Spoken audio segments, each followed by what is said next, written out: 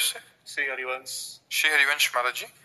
महाराज जी, वैदिक दर्शन के अनुसार प्रकृति, माया और कर्म के नियमों के बीच में क्या संबंध है? प्रकृति के 3 गुण हैं, सतोगुण, रजोगुण, तमोगुण। आपको पता है? उसी माया को प्रकृति कहते हैं, प्रकृति को ही माया कहते हैं। भगवान की जो रचनात्मक शक्ति है उसी को प्रकृति कहते हैं। भगवान की कृति है, ये भगवान की रचना है, जानते ना? तो रचना को कृति कहते हैं ना, उसी को हम प्रकृति कहते हैं। 3 गुणों से युक्त है ये, सतोगुण, रजोगुण, तमोगुण। और इससे प्रेरित होकर के जो होते हैं उन्हें कर्म कहते हैं। जो भगवान की इच्छा शक्ति है और जो भगवान की रचना शक्ति है उसको प्रकृति कहते हैं। और भगवान ने 3 पावर उसमें दिए हैं, एक सात्विक, एक राजसिक, एक तामसिक, एक सृजन, एक पालन, एक संहार। और इससे प्रेरित होकर जो कर्म होते हैं उन्हीं को कर्म कहा जाता है। इससे प्रेरित होकर जो क्रियाएं होती हैं उन्हें कर्म कहते हैं। समझे जी महाराज जी, जैसे माया का जो रूप है नहीं है, कोई रूप नहीं। मामा ने नहीं, अमा ने जो है ही नहीं। तो माया को फिर शास्त्रों में बुरा क्यों बताया गया? बुरा कभी नहीं कहा गया, भगवान की अर्धांगिनी शक्ति है। आप देखो, अभी शास्त्रों का आपको ज्ञान ही नहीं पूरा। आदि शक्ति जे ही जगो उपजाया, सो अवतरी मोरी यह माया। तो सीता जी के लिए कह रहे हैं कि आदि शक्ति जो जगत को उत्पन्न करने वाली महाशक्ति माया है वो मेरे साथ अवतरित होगी। मनुष्य रूपा जी से कह रहे हैं हम गलत चल रहे हैं, हमारा उस गलत चलने के सुधार की बात कही गई। माँ बुरी है क्या?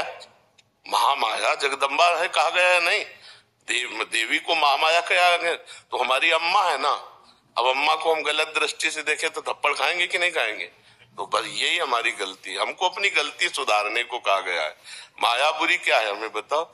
ये माया है, ये माया है, ये माया है, ये माया है, ये माया है।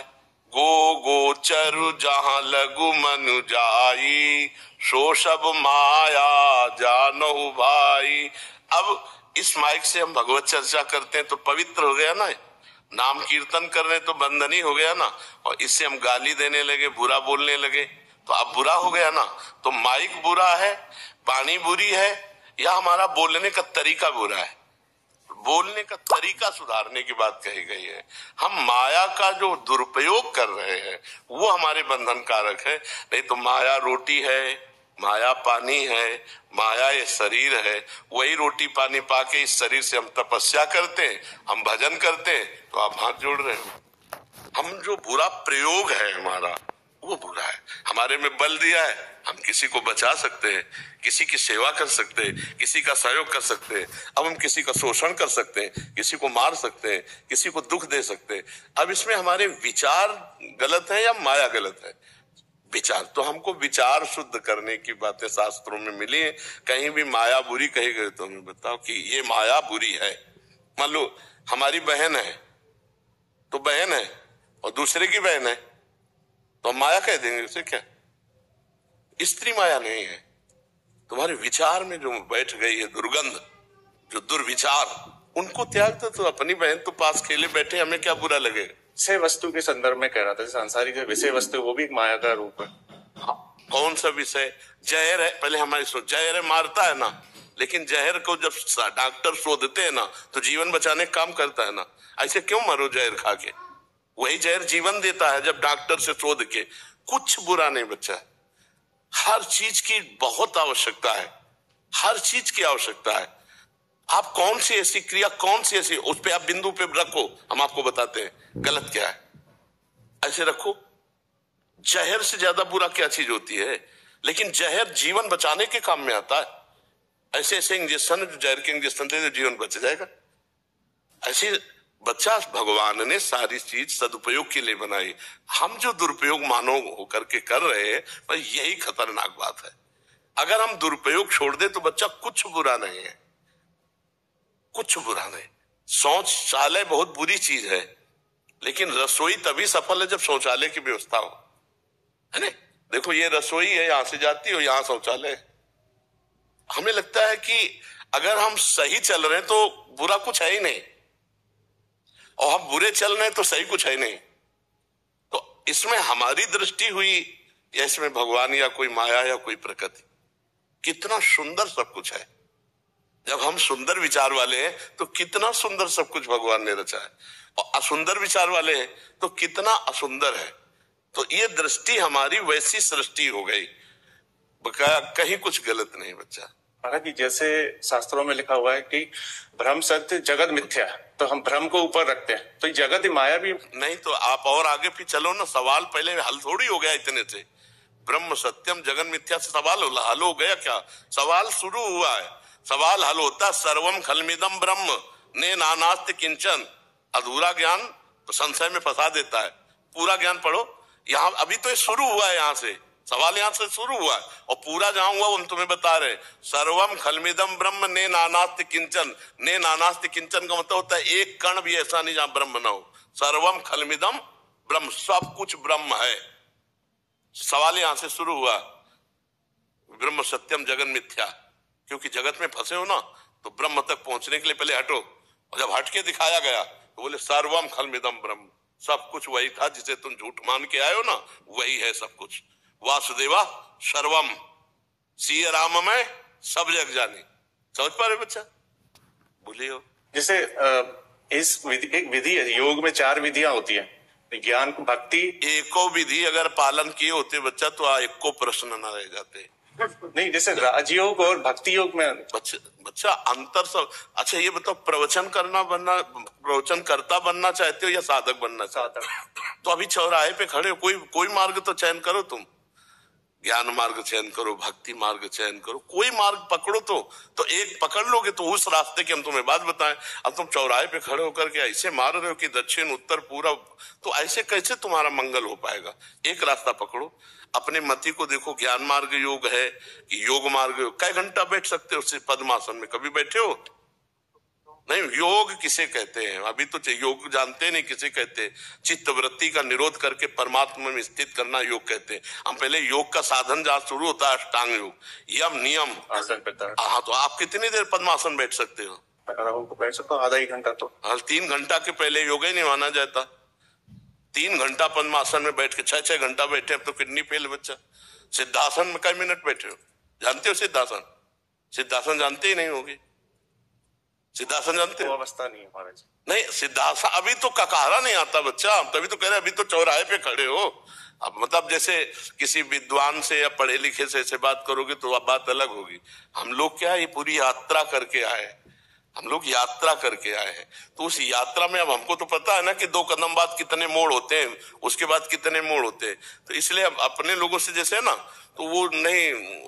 चलो एक मार्ग पकड़ लो, ना योग मार्ग में अभी चलने लायक हो और ना ज्ञान मार्ग में चलने लायक हो, क्योंकि उसके लिए जितनी हमारे अंदर बहुत प्रवीण बुद्धि चाहिए, वो भी बुद्धि। इसलिए हमारी प्रार्थना है कुछ दिन नाम जप करो, और जैसे श्रीमद् भगवत गीता जी है, श्रीमद् भागवत है, ऐसे परम रहस्य का उद्घाटन करने वाले ग्रंथों का जो सरल ढंग से बताया गया है। क्योंकि उपनिषदों को समझना बहुत ऊंची बात है, और फिर प्रेम को समझना तो उपनिषदों से भी ऊंची बात है।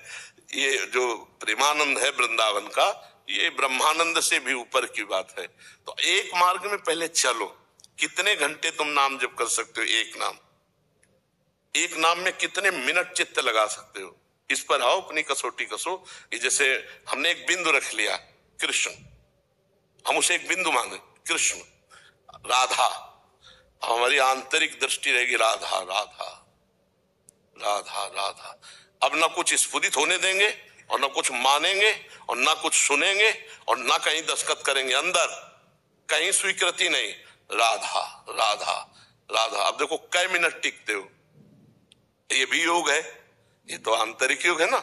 हाँ, भगवान कहते हैं कि अगर प्रीति पूर्वक मेरा भजन करता है तो मैं उसकी बुद्धि में योग प्रदान कर देता हूँ। तेषाम सतत युक्तानाम भजताम प्रीति पूर्वकम ददामि बुद्धि योगम तम येन माम उपयान्ति। तो चलो बच्चा, जब तुम्हारे अंदर काम सतावे उसको ना करो, जब क्रोध सतावे उसे पी जाओ, लोभ सतावे उसको पी जाओ, ममता सतावे ज्ञान के द्वारा काटो उसे। तब तो हम शुरुआत हुई परमार्थ की। अब क्या अपने लोग बातें बहुत छत की करते हैं, और चल नहीं पाते प्रथम सीढ़ी में, तो उसे कोई लाभ नहीं मिल पाता। लाभ का मतलब जो हमें आत्मानंद मिलना चाहिए, भाई इस परमार्थ में बच्चा लाभ मिलना चाहिए, आत्मानंद का अनुभव होना चाहिए। बिना आत्म सुख के हमें इन सब बातों में क्या लाभ मिल पाएगा। इससे प्रवचन करता अच्छे बन सकते हो, प्रवचन करता तो बन सकते हो कि फर्राटेदार प्रवचन हो, उससे लोग प्रणाम नमस्कार, लेकिन जो आंतरिक सुख चाहिए वो तो नहीं मिलेगा ना, वो मिलेगा चलने पर। तो गीता भागवत का स्वाध्याय करो, नाम जप करो और जितेंद्रियता पर आओ। श्रद्धावान लभते ज्ञानम तत्परा संयतेंद्रिया। जो श्रद्धा, जैसे आप श्रद्धावान हो, आप ज्ञानार्जन करना चाहते हो, तो अब जो ज्ञानार्जन हो रहा है तो आपको लग रहा है कि काम क्रोध लोभ मोह ये जो हमें गुलाम बनाए हुए हैं, इनको हमको अधीन करना चाहिए। यहां से शुरुआत करो। जो आपको परास्त करने, मुझे खाना ही नहीं खाएंगे, नहीं मुझे देखना नहीं देखेंगे, मुझे सुनना नहीं सुनेंगे, हर इंद्री कंट्रोल में होती चली जा रही है। और फिर जो हम दिखाना चाहते हैं वो देख, और जो सुनाना चाहते हैं वो सुन। अभी तक जो तू दिखाता रहा मन, वही देखता रहा। आज अब मैं दिखाऊंगा गुरु बल से, और तुझे अब देखना होगा। तब विजय माना जाता है कि हाँ योद्धा जीत रहा है, अब चल रहा है। प्राय इस पर तो 100 में 99 फेल हो जाते हैं, कोई एक पास होता है कि जो इस पर, तभी वो सच्चा ज्ञानी माना जाता है। प्रवचन करता तो लाखों मिल जाएंगे आपको, लेकिन आंतरिक स्थिति पर पहुंचना बहुत कठिन है बच्चा। और वो कठिनता ही मनुष्य जीवन में केवल पार की जा सकती है, सुअर कुत्ता गधा बन के थोड़ी पार की जा सकती। तो आगे बढ़ो, आप बहुत अच्छे विचारवान हो, भाई पवित्र बुद्धि है तो काटो ये जो अंदर की बात में जो काम क्रोध लोभ मोह मद मत्सर, इनको काटो और नाम जप करो। अपने आप योग प्रारंभ हो जाएगा। मान लो शरीर को आप स्थिर नहीं कर सकते कि आप 4 घंटे 6 घंटे स्थिर करें, तो जब मन स्थिर हो जाएगा तो शरीर पड़ा है या चल रहा है कोई फर्क नहीं पड़ता है उससे। तो मन को लगाओ प्रभु में। सा वही मना कृष्ण पदार बिंदु। एक पहले हम बिंदु मानते हैं ना, किसी एक बिंदु पर चलते हैं, राम कृष्ण हरि जो हमें प्रिय लगे वो एक नाम ले लेते हैं, एक मार्ग ले लेते हैं। आगे क्या है फिर पता चल जाएगा। पहले हम चले तो 4 घंटे 6 घंटे लगातार एक नाम में स्थिति करना, और फिर हमें बताना कैसा लगता है। रोने लगोगे बच्चा, आनंद अश्रु चलने लगेगा और लगेगा निहाल कर दिया प्रभु, आपने निहाल कर दिया। हम जो कह रहे हैं उसे मानो। 6 घंटे जीवन में जब तुम्हें समय मिले तब लगा के देखना, 6 घंटे एक जगह स्थिति, फिर हमें बताना कि योग किसे कहते हैं। अभी बच्चा 10 मिनट नहीं एक जगह टिक पाएंगे। देखो ना अंदर से 10 मिनट एक जगह नहीं टिक पाएंगे। 10 मिनट तो बहुत होते हैं, बहुत होते हैं। 10 मिनट एक जगह टिक जाना, मान लो राम, तो अब दूसरा स्फुरित नहीं होगा, 10 मिनट केवल राम ही स्फुरित होगा। और इसके लिए अपने लोगों ने लड़ाई लड़ी, पूरी रात लड़ाई लड़ी, पूरा दिन पूरी रात, न खाना न पीना न देखना न सुनना। ऐसे खंडेरों में काशी के घाटों में रहना कि जहाँ केवल कबूतरों की आवाज आ रही, मनुष्य वहां पहुंच ही नहीं सकते, वहां जाएंगे ही नहीं। कई दिन भूखे रहकर रात दिन, तब वो दिमाग में पूरा बस गया, राउंड एकदम जैसे दिमाग, वो जो चीज तो वही चल रही। तब देखा है न भोजन की चिंता न प्यास की चिंता। काशी तो अन्य क्षेत्र है, एक से एक मारवाड़ी क्षेत्र, चाहे हलवा खाओ चाहे रबड़ी खाओ बटरई खाओ, कभी घाट छोड़ करके नहीं। एक निष्ठा एक नियम जो हमारे पास आ जाएगा वही पाएंगे। तो महादेव जी भी कृपा करके देखते थे परीक्षा, देखते हैं कैसे। तो कई दिन जब भूख से व्याकुल चित्त होता, उसी समय मंत्रा का, ए तू देह नहीं है, ये प्राणों का धर्म है भूख प्यास, तेरा धर्म नहीं, तो इनका साक्षी है, बस साक्षी मात्र। कभी उदास नहीं हुई, कभी आज भी। तो जब तक सच्चिदानंद का अनुभव नहीं तो बच्चा माया से नहीं लड़ सकते। माया का मतलब यही, इसी से नहीं लड़ सकते। ये बहुत दुरंत है। जब प्यास लगेगी तो पानी में चित्त रहेगा ना, प्यास लगे और चित्त परमात्मा में, भूख लगे और चित्त परमात्मा में, शरीर भीषण कष्ट से युक्त और चित्त परमात्मा में, इसकी कोई परवाह नहीं। चाहे जैसी स्थिति हो इसकी कोई परवाह नहीं। तब माना जाता है कि योद्धा हो। अब अभी केवल एक पटाखा छूटा भाग पड़े नहीं, और बोले घर में अपनी पत्नी के सामने कह रहे थे हम बहुत बड़े शूटर हैं नहीं राइफल के, और पटाखा छूटा भाग पड़े। तो अब एक छोटा सा कष्ट आया भाग पड़े परमार्थ, बोले हमारी श्रद्धा खत्म हो गई, हमारा भी ये हो गया वो। ये योद्धाओं का काम है कि जैसे हजारों घाव लगे फिर भी दुश्मन की तरफ बढ़ता चला जाए। ऐसे लक्ष्य की तरफ बढ़ता चला जाए। हर कष्ट, हर बात में हम अविनाशी हैं, अविनाशी के बच्चा है, भगवान का अंश हूं मैं। फिर आगे बढ़ो, ये हम आपके अंदर जोश भर रहे हैं। इसी जन्म में भगवत प्राप्ति कर सकते हो, इसी जन्म में शुद्ध ज्ञानी हो सकते हो, इसी जन्म में शुद्ध योगी हो सकते हो। वो अभी समय है, थोड़ा समय और क्रॉस करके फिर नहीं निकल पाओगे। जब शरीर में जवानी होती है तो इसी जोश में निकला जाता है, क्योंकि परीक्षा तो इसी में है ना। अब जैसे मान लो एक हमको 70 वर्ष के मिले पति पत्नी, और उनका महाराज जी अब हम दोनों ब्रह्मचर्य से रहते हैं। 70 वर्ष में ब्रह्मचर्य से कोई मतलब अब ब्रह्मचर्य से 17 के हो फिर बोल रहे हो ब्रह्मचर्य से रहते हैं। आप समझ में आई बात है। अरे 17 से 40 तक जो कहे मैं ब्रह्मचारी, तो हम उसकी चरण वंदना करते हैं। वाह, ये है मतलब। जब भाई तैराक तो तभी हो जब नदी उफान में हो और फिर क्रॉस करके दिखाओ, तब तो तैराक वाला। तैराक उसको थोड़ी कहते जो उसमें भरे हुए पानी पे, हाँ स्विमिंग पूल में तैयार उसे ले अब बुढ़ापा का ब्रह्मचर्य स्विमिंग पूल समझो जवानी में ब्रह्मचर्य है बाढ़ी हुई यमुना जी, बाढ़ी हुई यमुना। जवानी को मतलब देख लो, अब आप लोग जवान हो, कैसा दिमाग होता है। ऐसे दिमाग में ब्रह्मचर्य रहना, ऐसे दिमाग में भूख प्यास कष्ट सहकर परमात्मा की प्राप्ति के लिए चलना। अब तो बहुत कठिन बच्चा, कलयुग का समय, मोबाइल हाथ में, मोबाइल हाथ में। आज तक हमें मोबाइल नहीं रखा, हमें चलाना भी नहीं आता, हम चलाना भी नहीं सीखना चाहते।